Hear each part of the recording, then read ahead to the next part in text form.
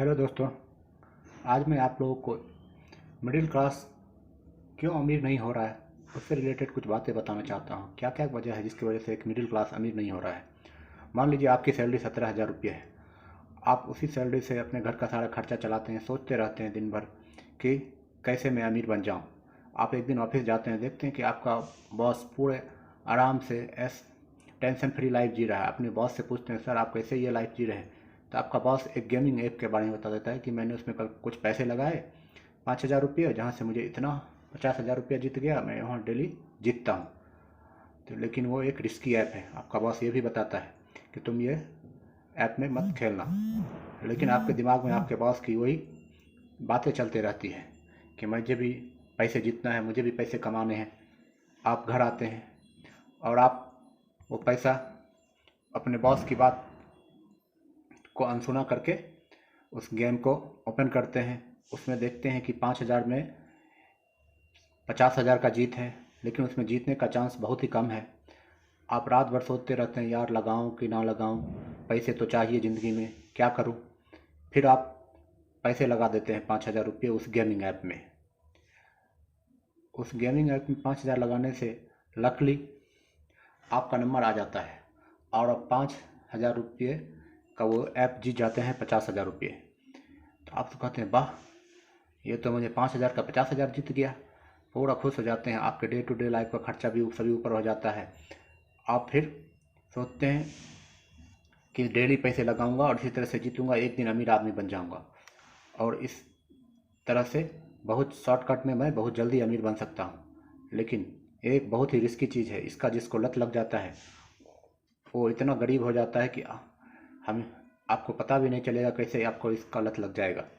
इसलिए आपने वो पैसे जो जीता उसके चले जाते हैं, डे टू डे आइटम खरीद लेते हैं, डेली घर वालों के लिए कुछ अच्छा शॉपिंग कर लेते हैं कि आज मेरी वाइफ खुश होंगे, वाइफ खुश होगी, बच्चे खुश होंगे, सभी खुश होंगे क्योंकि मैं आज इतना पैसा जीत गया। आप उस पैसे को कहीं सेविंग करके इन्वेस्ट नहीं करते। फिर अगले दिन आप 5,000 रुपये लगाते हैं, सोचते हैं कि वहीं से तो मुझे मिला था, लगा देता।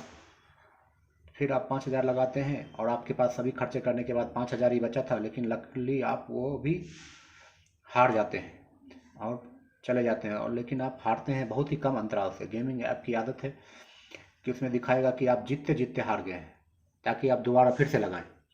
फिर आप सोचते हैं कि क्या करूं, लगाऊं कि ना लगाऊं। तो फिर एक बार तो ट्राई करते हैं। तो आप एक बार फिर से और ट्राई करने के लिए 10,000 रुपये लगा देते हैं कि इस बार 10,000 रुपये लगाता हूँ। आपने अपने सेविंग का 10,000 रुपये एटीएम से निकाला और उस गेमिंग ऐप में फिर से लगा दिया। लेकिन इस बार फिर आपका लक काम नहीं किया और वो 10,000 रुपये भी लॉस हो गए। फिर आप सोचते हैं कि ये मैंने क्या किया, जो मेरे घर के खर्चे के 17,000 रुपये थे उसमें से 10,000 तो मैं हार ही गया, बचे मात्र 7,000 रुपये। अब इतने कम पैसे में मेरा महीने का बजट कैसे चलेगा। अब वो ऑफिस जाते हैं और अपने बॉस को झूठ कहते हैं कि हमारे घर में मेरे बच्चे बीमार हैं। उनके नाम पे आप बॉस से कुछ पैसे ले लेते हैं। उन पैसे को भी आपको गेमिंग का ऐसा लत लग गया कि उस पैसे को भी गेम में लगा देते हैं और उस पैसे को भी हार जाते हैं। तो आप पूरा परेशान हो जाते हैं कि ये क्या हो रहा है। अब मैं घर का खर्चा कैसे चलाऊंगा। मेरे पास मैंने बॉस से भी पैसे ले लिए 10,000, वो भी हार गया। अब मुझे मात्र महीने के 7,000 रुपये मिलेंगे। अब उस 7,000 में घर का खर्चा कैसे चलेगा, मेरे बीवी बच्चे कैसे रहेंगे। फिर आपको कुछ समझ में नहीं आता है, आप सीधे बैंक जाते हैं।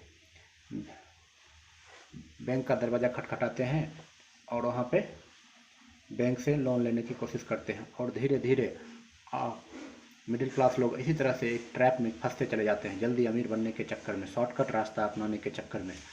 इसलिए दोस्तों मैं आपको कहूँगा कि शॉर्टकट कभी भी आदमी को जल्दी अमीर नहीं बनाता, बल्कि किसी न किसी ट्रैप में फंसा देता है, जहाँ से आपको निकलना बहुत ही मुश्किल हो जाएगा। आपको पता है गवर्नमेंट का एक डाटा आया है ये गेमिंग ऐप के बारे में। वो गवर्नमेंट कहती है कि अभी के डेट में इंडिया में 70 to 80% लोग गेमिंग ऐप के जरिए, मिडिल क्लास लोग गेमिंग ऐप में पैसे लगाते हैं और जल्दी से जल्दी अमीर बनने के चक्कर में जो भी है वो सभी लॉस लूज कर देते हैं। और इसका सबसे बड़ा रीज़न क्या है पता है आपको। जिसको आप सेलिब्रिटी मानते हैं, जिसको फॉलो करते हैं, जिनको अपना आइडियल मानते हैं, वो सभी लोग इस तरह की चीज़ों को ज़्यादा से ज़्यादा प्रमोट करते हैं। आप उनको अपना आइडियल बना रहे हैं, मान रहे हैं, उनके जैसा लाइफ स्टाइल जीना चाहते हैं, उनके चक्कर में सोचते हैं कि मैं भी करोड़पति बन जाऊंगा एक दिन, और इस मिडिल क्लास के ट्रैप में फंस के और आप मिडिल क्लास से भी और पुअर क्लास लेवल पे पहुंच जाते हैं। क्यों? क्योंकि ये एक ऐसी लत है जो आपको धीरे धीरे इतना गरीब बना देंगे कि आप ऊपर उठ ही नहीं पाएंगे। क्योंकि शॉर्टकट में जल्दी अमीर बनने के चक्कर में आदमी के पास जो भी बचा हुआ रहता है वो सभी चला जाता है। तो कैसा लगा आपको हमारा ये जानकारी? पसंद आया तो हमारे चैनल को लाइक शेयर सब्सक्राइब करते रहिए। मैं आपको और भी नई इंटरेस्टिंग चीज़ें बताता हूँ कि मिडिल क्लास लोग कैसे ज़्यादा अमीर बनने के चक्कर में गरीब बनते जा रहे हैं। सबसे पहले आपने देखा होगा, लोग, पता है आपको, इंडिया में 50% से ज़्यादा लोग ये सोचते हैं कि वो मिडिल क्लास है, लेकिन वास्तव में वो मिडिल क्लास नहीं है। इंडिया में जो गवर्नमेंट का आंकड़ा है वो बताता है कि केवल 2% लोग ही मिडिल क्लास हैं, 1% लोग रिच क्लास हैं, और बाकी के 97% लोग या तो पुअर क्लास हैं या एवं लोअर मिडिल क्लास में आते हैं। हम लोग कैसे अपने आप को जज करते हैं कि हम लोग मिडिल क्लास हैं? सैलरी के बदौलत। अभी मान लीजिए आपकी सैलरी 10,000 से 1.25 लाख के बीच में है तो आप लोअर क्लास में आते हैं, जिसे पुअर क्लास बोलते हैं। यदि आपकी सैलरी 1.25 से 5 लाख के बीच में है तो आप लोअर मिडिल क्लास में आते हैं। यदि आपकी सैलरी 5 लाख से 30 लाख के बीच में है तो आप मिडिल क्लास के बीच आते हैं। यदि आपकी एनुअल सैलरी 30 लाख से ऊपर है तो आप रिच क्लास लोग कहलाएंगे। लेकिन लोग अपने इसी सैलरी के दम पे कहते हैं कि मैं मिडिल क्लास फैमिली से हूँ, जबकि असलियत में वो मिडिल क्लास है ही नहीं। कैसे? मान लीजिए आपका एक परिवार है जिसमें एक कंबाइंड फैमिली है जिसमें कई सारे मेंबर हैं और कमाने वाले सिर्फ आप ही अकेले हैं। आप 5 लाख से 10 लाख के बीच कमाते हैं, लेकिन उन सभी पैसे को आप प्रत्येक मेंबर में डिस्ट्रीब्यूट कीजिए तो कितना आता है? बहुत ही कम आता है, जो कि आपको बताता है कि आप मिडिल क्लास हैं ही नहीं। जबकि आपके घर के बाहर ही जो चाय बेचता है नुक्कड़ पे, वो आपसे ज़्यादा पैसे कमा रहा है। वो उसके घर में जितने मेंबर हैं, उनके लड़का लड़की, उनकी वाइफ, सभी लोग अर्निंग कर रहे हैं, तो वो पर मेंबर के हिसाब से आपसे ज़्यादा सैलरी भी कमा रहे हैं, और उनके पर मेंबर का एनुअल सैलरी जोड़ा जाए तो आपसे कहीं ज़्यादा है। तो रियल में मिडिल क्लास फैमिली वो है, आप नहीं। आप झूठी शानो शौकत के चक्कर में अपने आप को समझते हैं कि मैं मिडिल क्लास हूँ, जबकि आप पुअर क्लास लेवल हैं।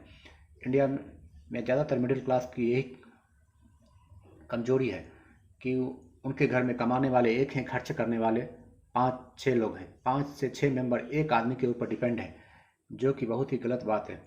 हमें चाहिए कि सभी मेंबर मिल के कमाएं, तब जाके हमारा इंडिया ग्रोथ करेगा और हम भी पुअर क्लास से मिडिल क्लास के लेवल पे आएंगे। दूसरा, easily get influenced by other. हम लोग क्या करते हैं, मिडिल क्लास जल्दी ही दूसरों की बातों में आ जाते हैं। क्यों?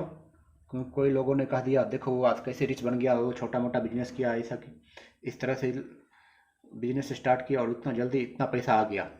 आपने कभी सोचा क्या वो सच में इतना जल्दी अमीर बन गया?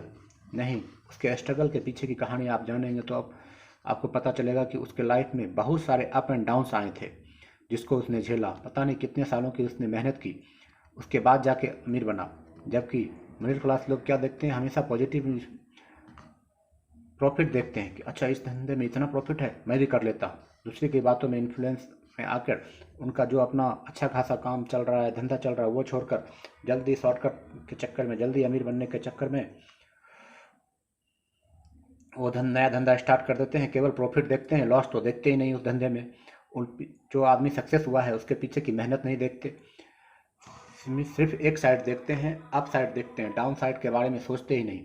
इसलिए मैं आपको कहना चाहूँगा, कोई भी यदि आप नया बिजनेस या कुछ भी स्टार्ट कर रहे हैं तो उसमें प्रॉफिट लॉस दोनों को अच्छे से कैलकुलेट कीजिए। उसके बाद भी आप देखिए कि आप क्या उससे प्रॉफिट निकाल सकते हैं, तभी आप वो बिजनेस कीजिए, नहीं तो नहीं।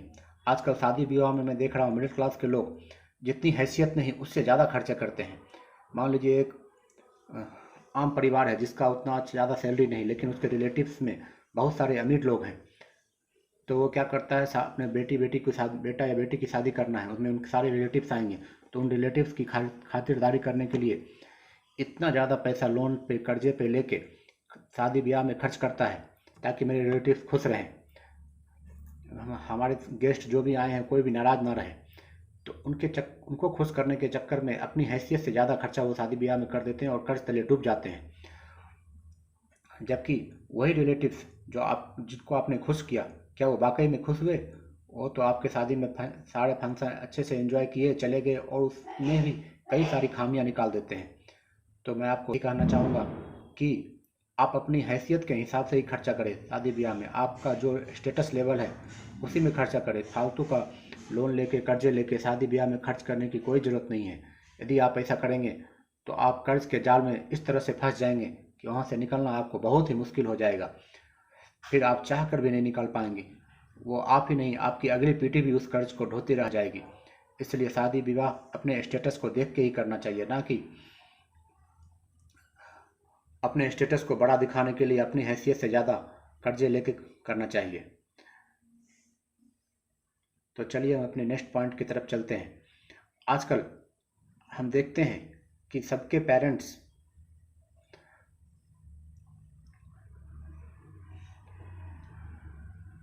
आजकल के पेरेंट्स भी अपने बच्चों के ऊपर मनोवैज्ञानिक दबाव डालते हैं।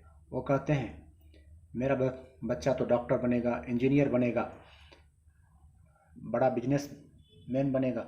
शुरू से ही बच्चे को इस तरह का प्रेशर देने लगते हैं और बच्चे को कर्जे लेके अच्छे स्कूल में पढ़ाते हैं जहाँ ताकि उसका फ्यूचर अच्छा बन जाए। बच्चा स्कूल में अच्छे से पढ़ता है, फिर ग्रेजुएशन में भी अच्छे महंगे कॉलेज में पढ़ाते हैं कर्जे लेके ताकि किसी तरह से वो 40-50 हज़ार की नौकरी पकड़ ले ताकि वो हमारा खर्चा बुढ़ापे में उठा सके। लेकिन क्या आपको पता है कि एक आदमी के खर्चे से क्या पूरा परिवार अच्छे से चल सकता है? नहीं चल सकता है। आपका बच्चा इतना ज़्यादा प्रेशर में रहता है कि वो स्कूल में मेहनत करता है, कॉलेज में मेहनत करता है दिन रात ताकि मुझे किसी तरह से कमाना है, जबकि वो इसी मेंटल प्रेशर की वजह से जो वो अदर फील्ड में कर सकता था वो नहीं कर पाता। आप देखिए जितने भी रिच बिजनेसमैन लोग हैं वो कैसे अमीर हैं? वो 90% से ज़्यादा फेल्योर लोग हैं जो कि अपने लाइफ में सक्सेस किए। क्यों? क्योंकि उन्होंने ओपन माइंड सेट से अपना जिस क्षेत्र में उनको जो स्किल था उस पर रिलेटेड काम किया, ना कि पेरेंट्स के दबाव में आके किसी भी फील्ड में काम कर लिया। तो इसलिए मैं आप लोगों को कहना चाहता हूँ कि अपने बच्चे के ऊपर मानसिक प्रेशर ना डालें। आपका बच्चा जिस फील्ड में अच्छा है उससे रिलेटेड उनको एजुकेशन कराएं, चाहे जो भी फील्ड हो उससे रिलेटेड उसको एजुकेशन फील्ड में डालें। उससे रिलेटेड जिसमें बच्चे का इंटरेस्ट है वो काम करवाएं। वो आपके बच्चे का भविष्य सिक्योर कर देगा और आपका बच्चा फ्यूचर में उस फील्ड में बहुत आगे निकल जाएगा, आप जितना सोच भी नहीं सकते। तो इस तरह की चीज़ें भी आजकल मिडिल क्लास में ज़्यादा चल रही है। चौथा, इसलिए अपने बच्चे को पढ़ाई के ऊपर फालतू का ओवर स्पेंडिंग, लोगों को स्टेटस दिखाने के लिए कि मेरा बच्चा नर्सरी LKG में 1.5 लाख 1 लाख का मैं फीस भर रहा हूँ, 2 लाख का कॉलेज में की फीस 10 लाख 20 लाख 30 लाख दे रहा हूँ। तो इतना जो आजकल के लोग एक के पीछे एक दौड़ भाग कर रहे हैं उनके पीछे ना पड़े, बल्कि अपने बच्चे के अंदर का टैलेंट देखें। आपका बच्चा किस चीज़ में ज़्यादा टैलेंटेड है उस पर इन्वेस्ट करें तो आपको बहुत ही ज़्यादा अच्छा प्रॉफिट हो गया। ये आपके बच्चे के फ्यूचर पे एक अच्छा इन्वेस्टमेंट होगा। तो कैसे लग रहा है आपको हमारा ये सभी आइडिया? अच्छा लग रहा है ना? तो हमारे चैनल को लाइक शेयर एंड सब्सक्राइब करते रहिए। इस तरह के कई आइडिया मेरे नीचे वीडियो में है, हमारे वीडियो को देखिए और नए नए आइडियाज सीखिए और मिडिल क्लास के ट्रैप से बाहर आइए और अपना माइंडसेट चेंज करके मिडिल क्लास से अपर क्लास के लेवल पे चलिए।